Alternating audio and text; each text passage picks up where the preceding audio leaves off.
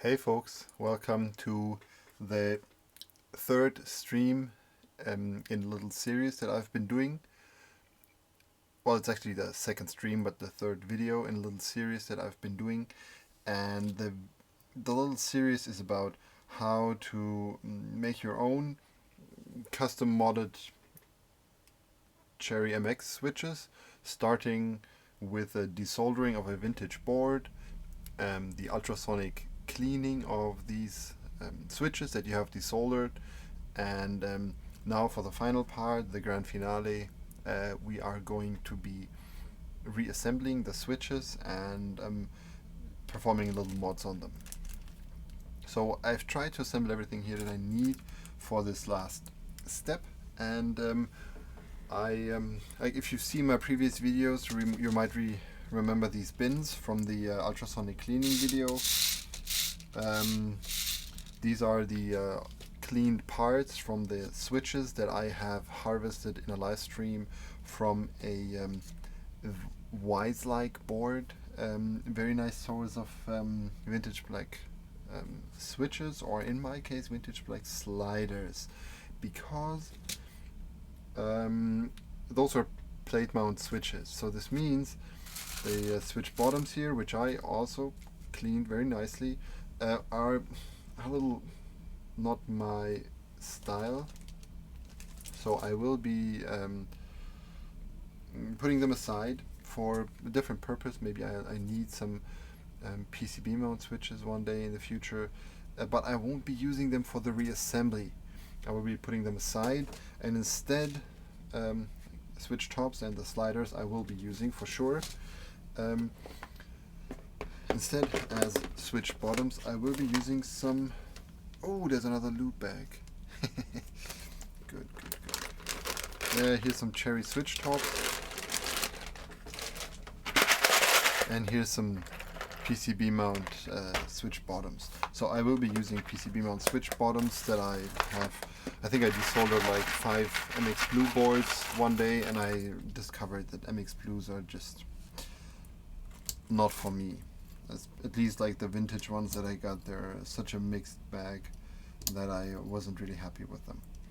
Yeah, talking about the other components that I have laying on my bench right now, most important part, and something that you should really treat yourself with, is a decent switch modding plate or acrylic plate for the switch modding process. I got this one of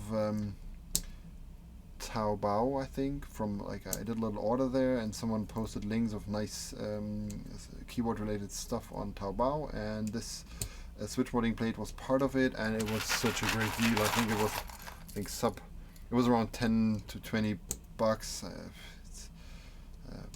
Like even $100 would be too cheap for this, because this is just very good for what I need. I actually did cut my own plate for this purpose. This is a plate I cut myself, but it's very thin. Like I think it's the thickest acrylic that I could find, which was something like 2 millimeters. I didn't get thicker acrylic because I didn't think I would need it, and my laser cutting sucks. It's a little thin, so it does flex, because I had to put these standoffs in so the switches could properly sit in here. So that really sucks. You should get a plate that is kind of all the way through, and that will give you a very, very solid base for your switch modding adventures. Yeah, I'll just be filling this plate with switch bottoms and be modding them, and not go any further. Like I won't finish all these stems on video. We don't have to do like a second batch here, but I want to do a full plate here. I think this plate actually has 88 switches, which is pretty cute, because 88 switches. First of all, it's a lucky number in Chinese. So the 8 is lucky in Asia, China, Chinese culture. And the 88 switches is precisely the amount of switches, the maximum amount of switches you need for a standard 10 keyless keyboard. in ISO layout even. Like ISO layout has one additional switch compared to ANSI, so ANSI would be 87 and ISO would be 88.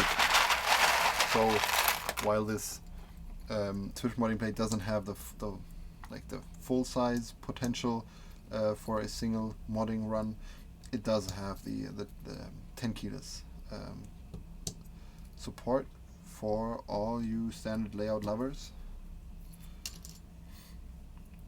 But then again, it's not a big deal. Whether this board holds 50 or 80 or 200 switches doesn't make a big difference. It's the difference that you have the board at all. Like if you have to do them in 2 runs, it doesn't really harm your performance. It's just nice to have like a bunch you can lay out here and kind of mass process them. Yeah, sorry, my pronunciation has really suffered since I'm not speaking that much English anymore in my daily life. So yeah, I guess there goes my pronunciation.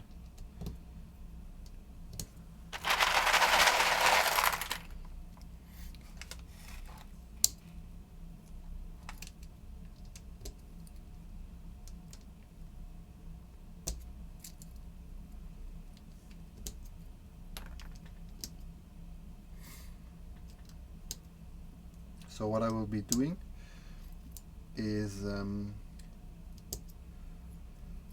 oh, still got a diode in here. No, it's not even a diode, it's like a jumper, cheap 3K board. Yeah, I will be applying some switch films. I will be lubing some sliders. I have previously done this with Alps sliders, and I will be doing this exactly the same way with MX sliders. It's a method that I learned from a friend of mine from Korea. His name is Kin. He's the dude that runs TX keyboards. I think I mention him in every second video because he has done really influenced me in a great way when it comes to keyboards. Not only with his keyboards, but also in conversations we had, and in some input he gave me, and in many of the products he was giving, making and selling. Most notably the switch films that we have here. These are from an earlier round of Kin polycarb switch films. These are not from the latest round that Oblotsky and friends have been running.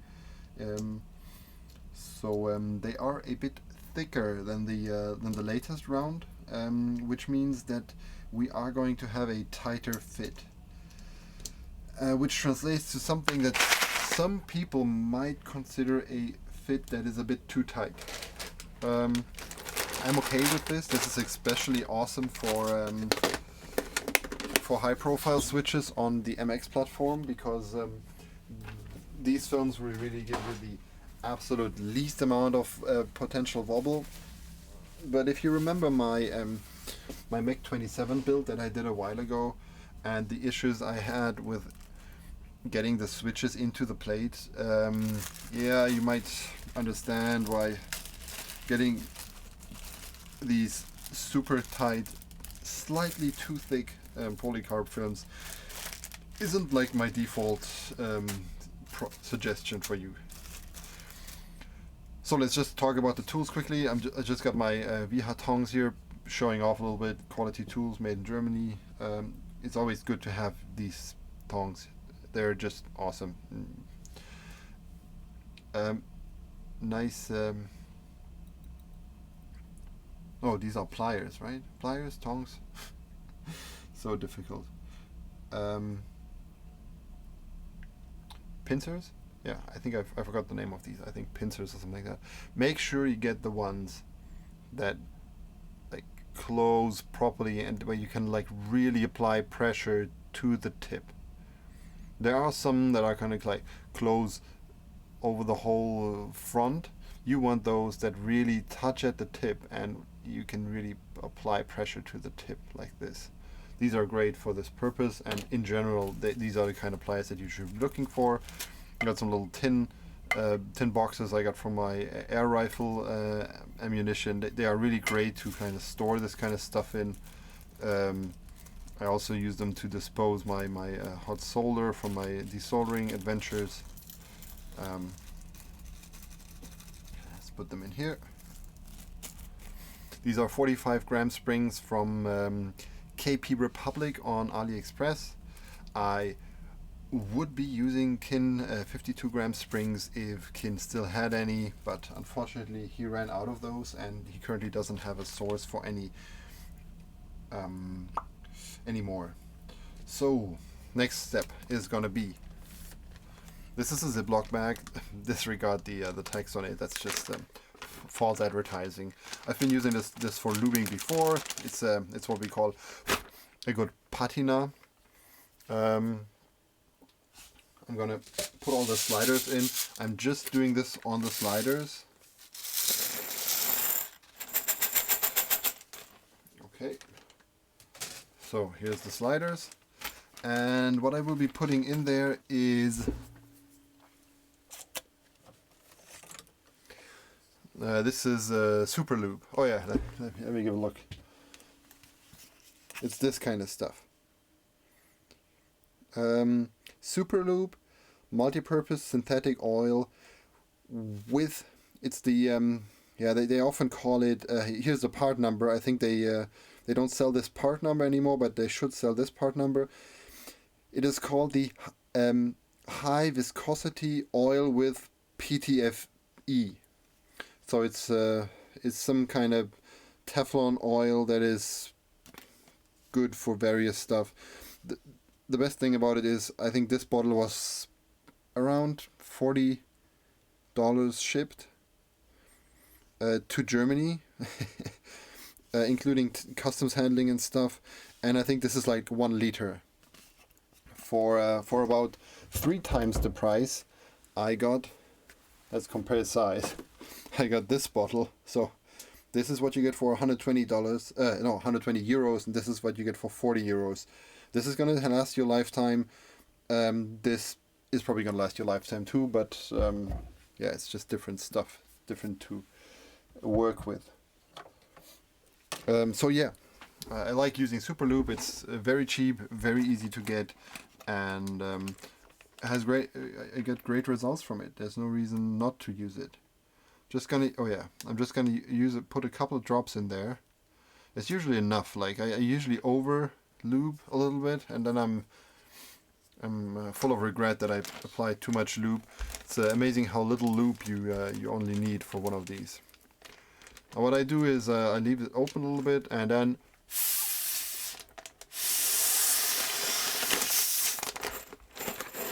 I inflate it mechanically. Of course, I wouldn't use my mouth on something that dirty.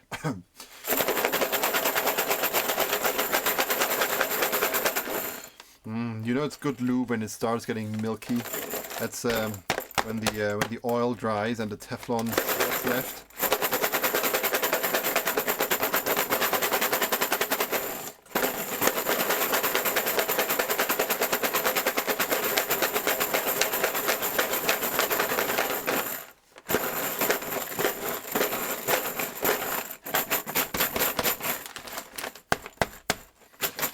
Okay, let's take a sample.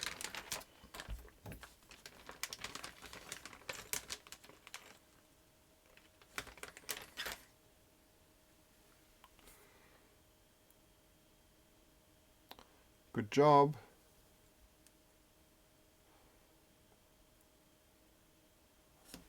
Yep, I think the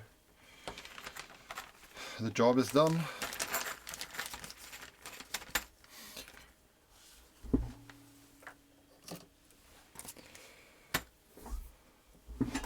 Okay, so before I like, the procedure is usually I first I put in the switch films. Bum, bum, bum, bum, bum.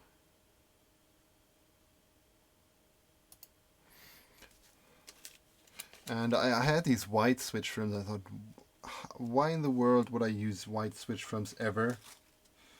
I don't know why I ordered, if I even ordered them. Maybe I just got them.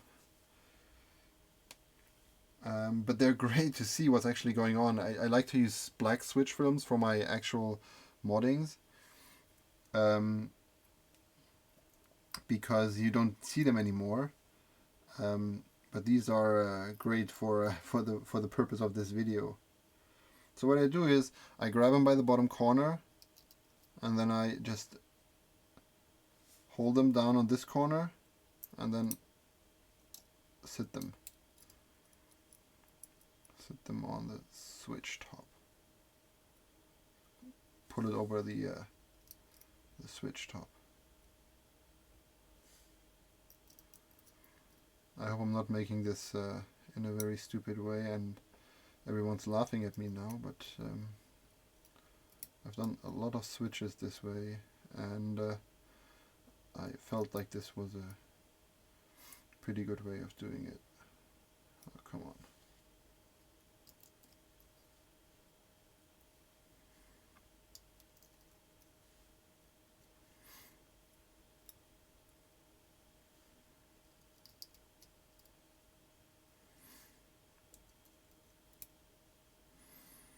So this is the point where normally videos would start fast forwarding, but just like the soldering videos I'm doing, there's no fast forward in live streams.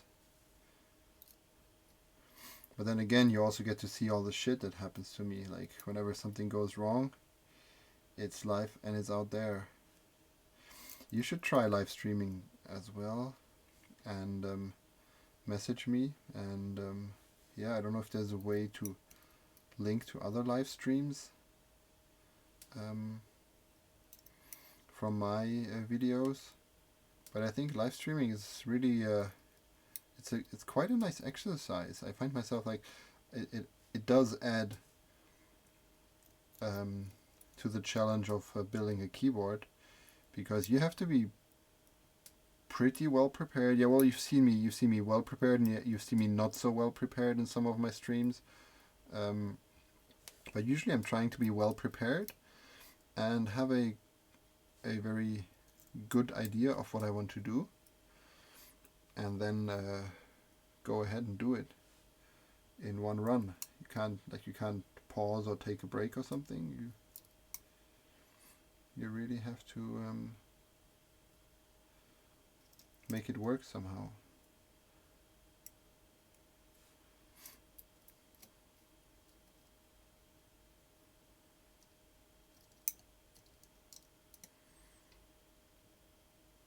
Come on. Switchy.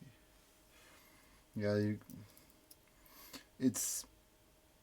I think it's a bit easier with colored switch films.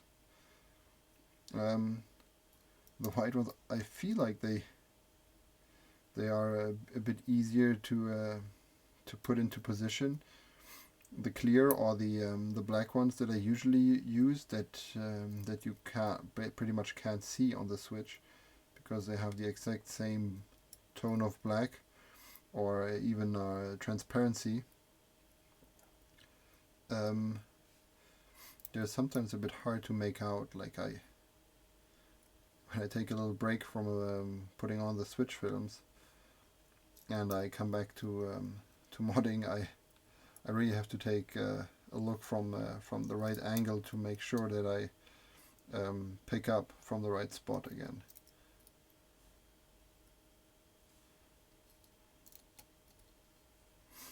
So yeah, you can really like get nice black films, put them on your switches, and no one will be able to tell a difference. These switch films pretty much become invisible if they are black or transparent. But I guess like if you want to really if you really have a theme and you want to get that theme going, and yeah, you've got some nice colors there on your keyboard, and you want to use switch films in the right color, and probably also stems in the right color. I mean, switches and stems seem to have become a fashion lately. Ooh, what's the latest hype? Let's try, I don't know, whatever switch. Yeah. We've been talking about this a bit earlier in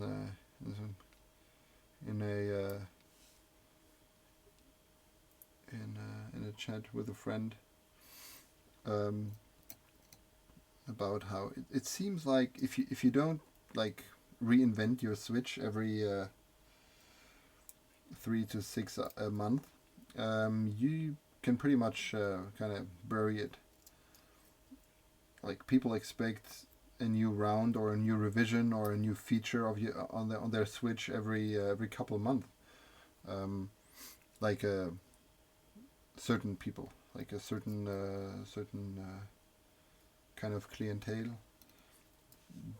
They are looking for something hot and fresh, and it's like I don't know, probably but it's like with a new smartphone. There's gotta be something new. Um,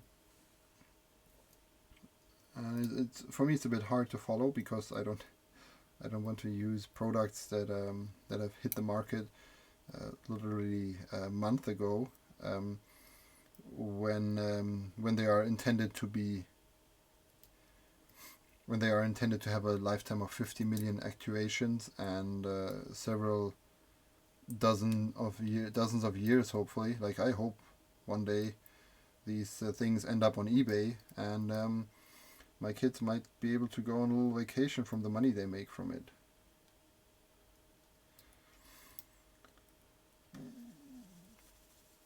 Yeah, and I don't want them to be have to link to some archive.org page on Kyle box spring NATO olive colored stem 18.5 cubic square feet of force switch. I might rather wait for the hypes to settle and see if anything really comes out of it that is still viable in 2 or 3 years. That would be really neat. Like that's a point then where I say, well, I think a lot of people have gotten into it, and like the 3-4 variants that are left now are the ones that really survived. it's it's evolution. Switch evolution. I wish there was like 3 or 4 box switches.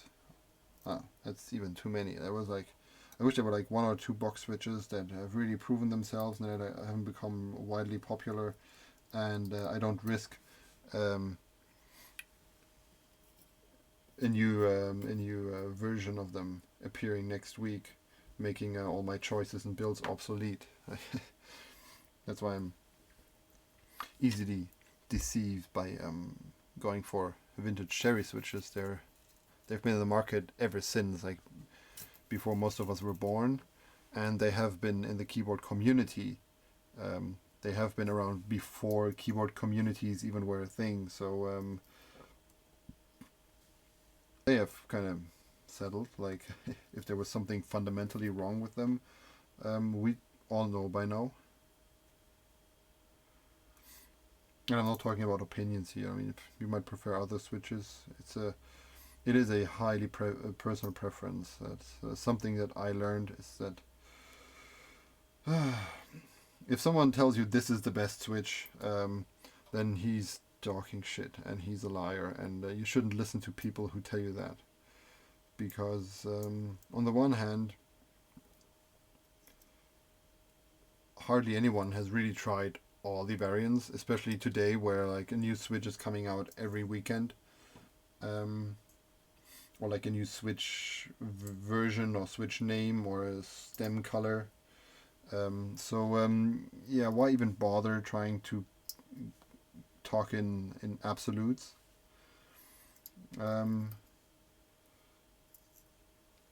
Try to try to talk about what you appreciate in a switch, and then try to elaborate why you pick a certain switch and what it does for you. Like, for example, come on. There we go. Like, for me, for example, what counts the most is the bottoming out of a switch. Like, I want to switch. I like linear switches. I like lightweight linear switches. I like them smooth, and I really pay attention to the bottoming out of switches, which is one of the reasons why I couldn't settle for anything but cherry switch tops. Because like not even the cherry RGB switch tops. The new cherry RGB switch tops are the same crap that most of the Chinese clones get. It's these flimsy Lego, not even Lego, like fake Lego plastic material. Like this is.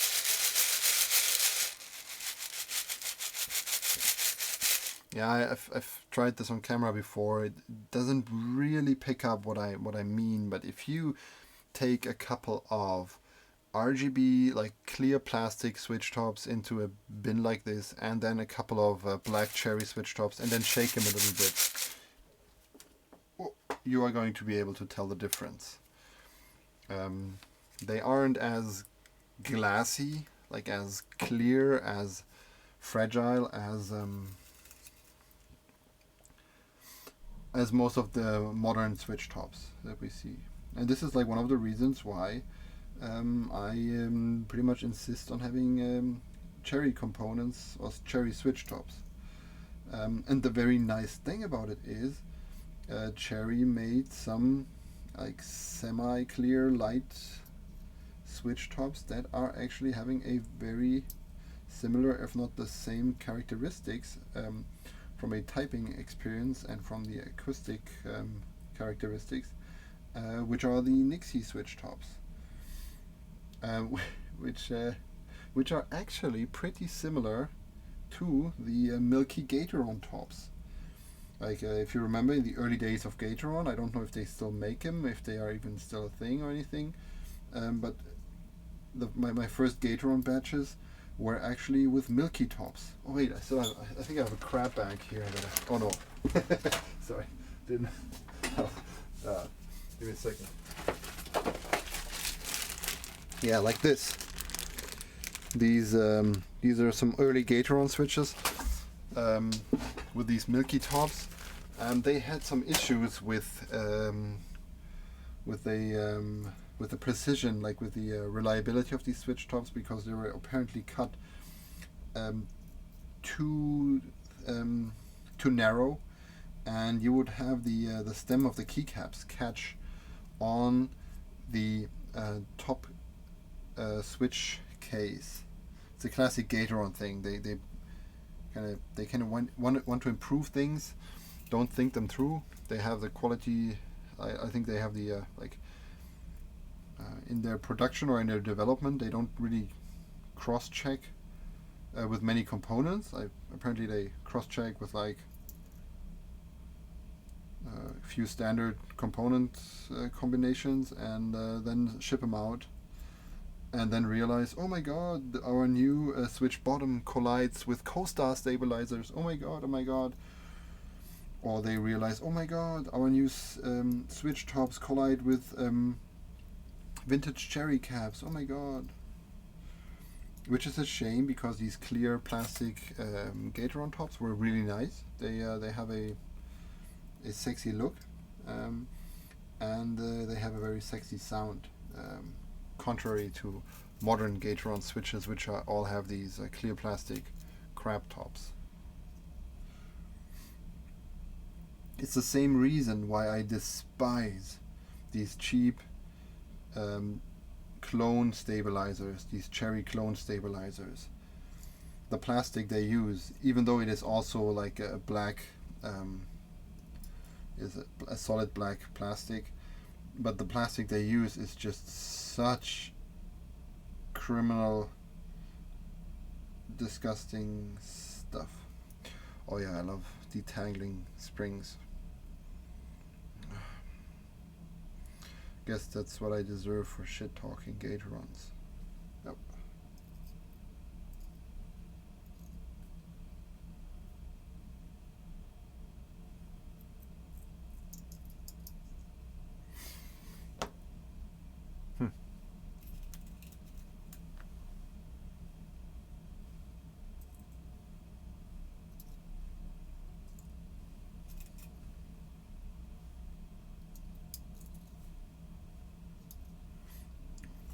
Here we go. Nice. Okay, so one thing. I know there's a couple of people who like to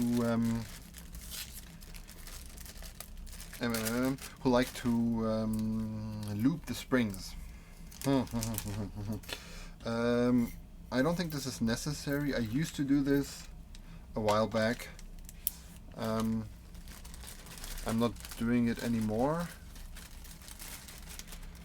But what I did was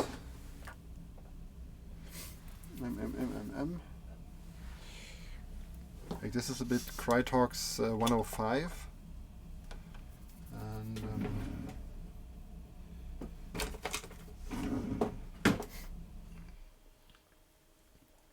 this is a little needle. What you can do is just put a drop on every spring.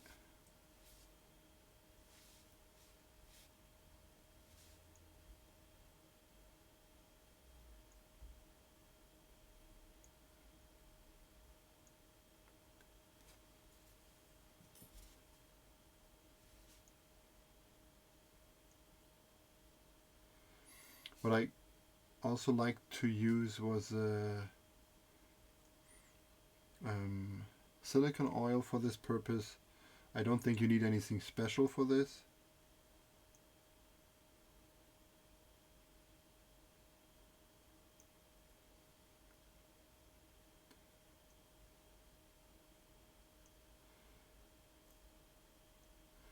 I think the more coils your spring has, the more important it becomes to lube them, because the more friction they will have, obviously. Now I would consider these reasonably low count of coil springs. If you compare them to the original Cherry MX Red springs, they have a much higher coil count. And they usually work fine. They might be factory lubed though. Very hard to tell with these springs if they have something applied to them or not.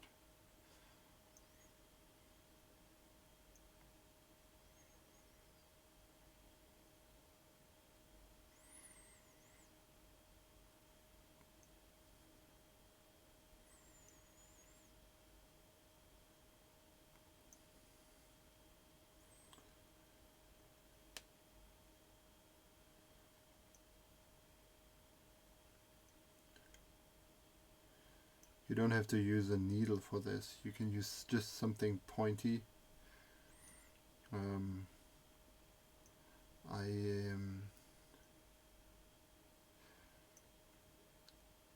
I tried this with like an ink pen, like an ink holder pen holder, with larger amounts of lube, and just gently touch on all the spring tops. Try to apply some lube that way, but it works. This works better with the higher viscosity stuff.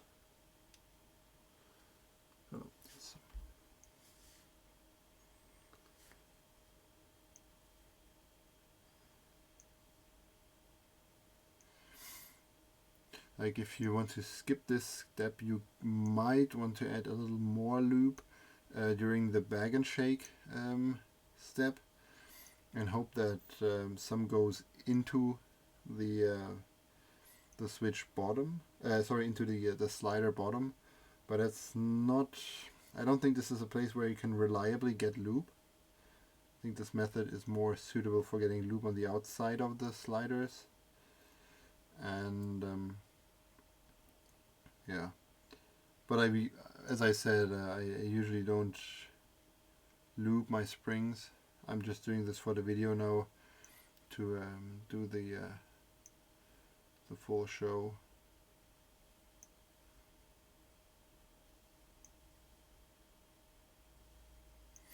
I don't think the spring loop has to be something special. This was just a little, I just had this sitting on my bench and I thought this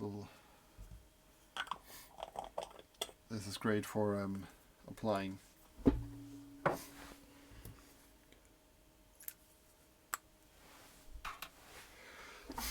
Okay, now we're almost at the last step already. Let's get the sliders out. Oh, sliders are still in the bag.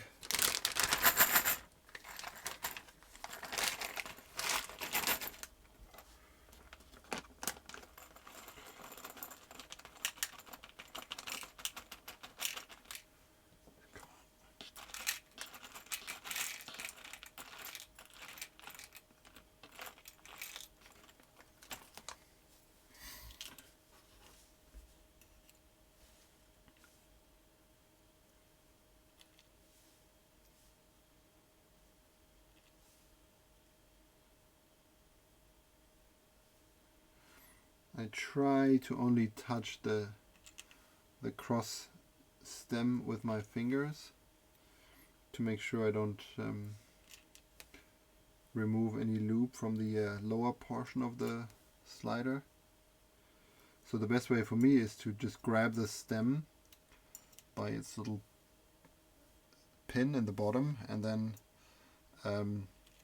hold it in a way that I can grab it with my fingers by the cross stem, by the X part, and then put it on the spring.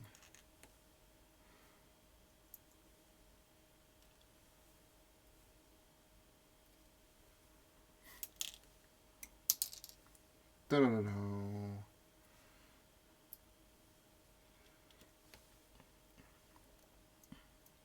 So there's two ways to go now. Like we can do this row by row, because now that we've got these sliders sitting on the springs, this whole thing becomes a big fragile mess. Like when I sneeze now, I'm gonna be in a world of darkness. Sometimes I just go.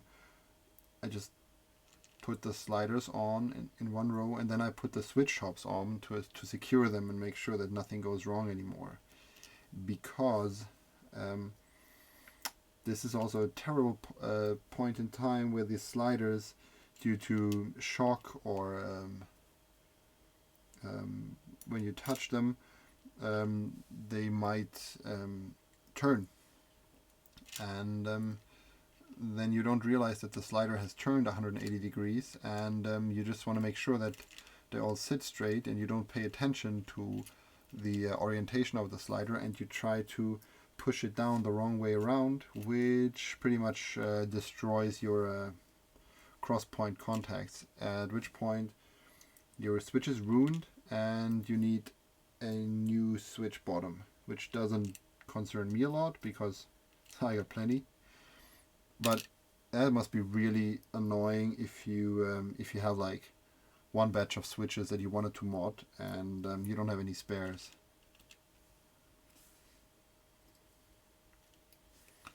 So yeah, always make sure that the slopey part of your slider, let's say this part here, this part of your slider points towards the contacts. Otherwise, when you push down the switch top, you will harm the contacts, and if you push down too hard, you can just trash them. There's hardly any way to get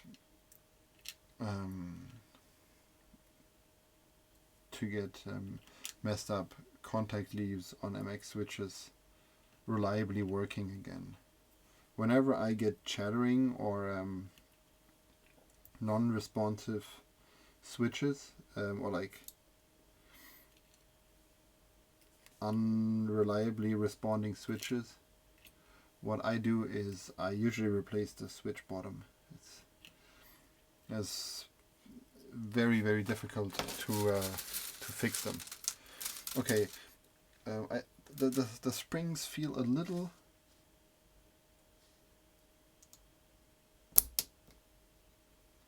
The springs feel a little unstable, I think.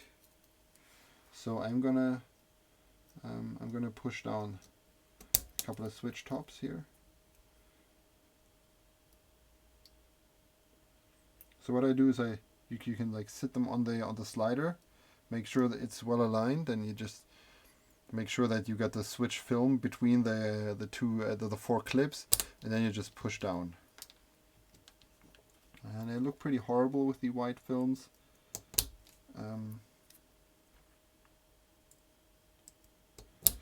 This is also an important moment to watch out for, that you don't push the switch film around. Just make sure you're carefully moving down the switch tops in a straight line, and you don't use these little clips to mess up the alignment of the switch films. Oh, no, this one works. If you mess up the alignment of the switch films, sometimes you will get issues with the slider moving. If the slider moves well, you can usually assume that everything's all right. But sometimes the slider gets stuck because it's obstructed by the switch film, and that's usually a point where you have to reopen the whole switch and then reposition the switch film from scratch. Wow, these sliders are really smooth, I have to say. Really nice. I'm really happy with the yield.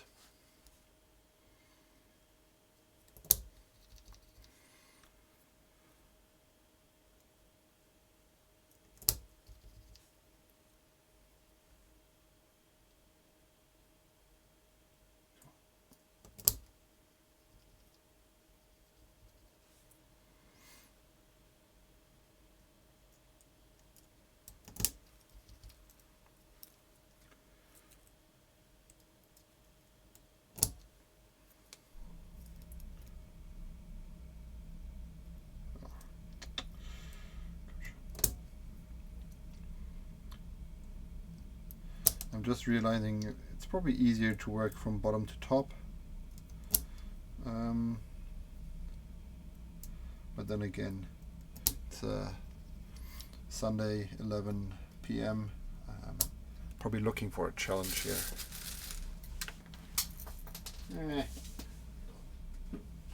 Don't do that. Okay. Oops.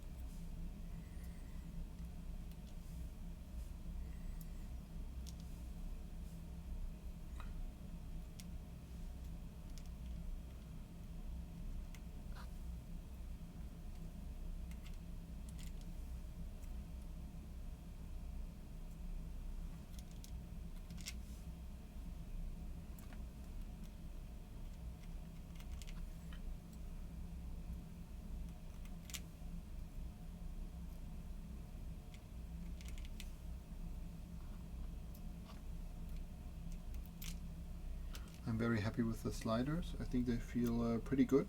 Very decent. Say vintage black, to give it a name. Very good vintage black material.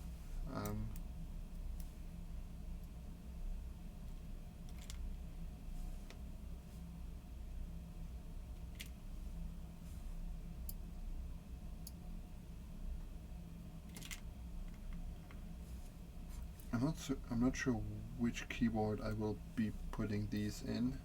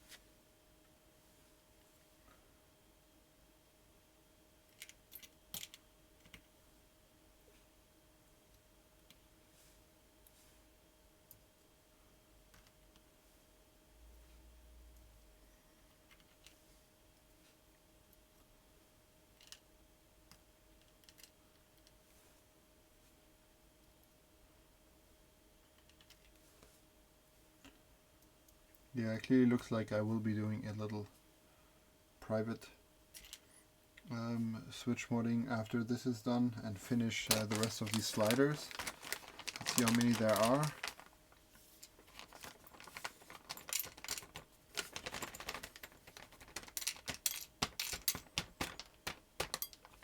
Come on.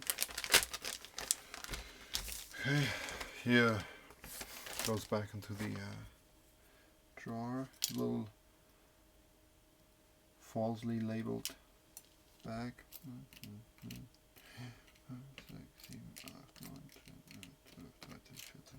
14 are left. So this means that 88 plus 14. Yeah, a couple of more than 100 switches. Oh, so it's seems like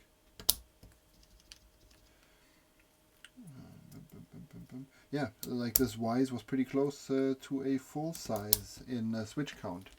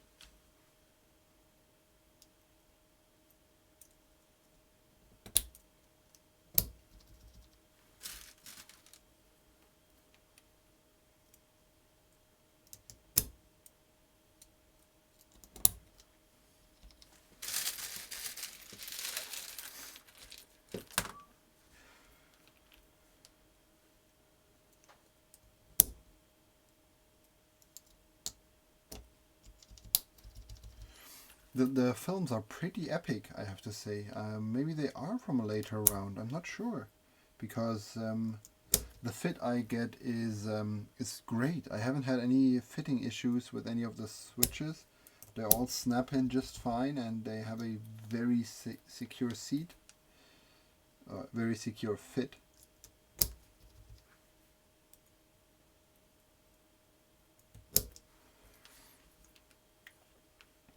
I think the black films that I had, they were a bit they were a bit thicker, and yeah, they were like really great for making high profile switches, giving you that extra bit of stability to a point where the switch top was actually under tension when you pushed it down all the way. It was really great for high profile switches. There we go. So these are 88 vintage black switches, that I would call them, modded with light springs, 45 grams, looped with a super loop. I even looped the springs. Oh.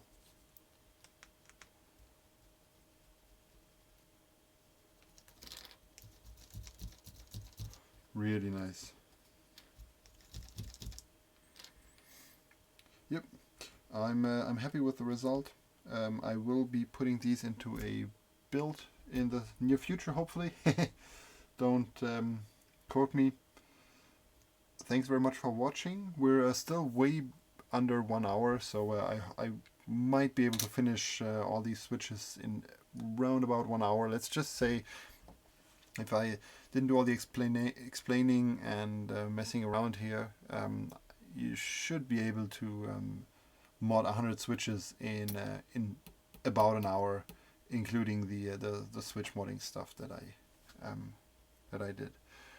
I think this is also the conclusion for my 3-part mini-series that I've been doing on getting your own vintage cherry switches. This is going to be the end result. It started with some Wise keyboard. I still have quite a number of these Wise keyboards in stock. I got a bunch of them over from the US, and I'm planning to sell them. I will probably be doing a separate promotion video for the sales, because I really want to get rid of them.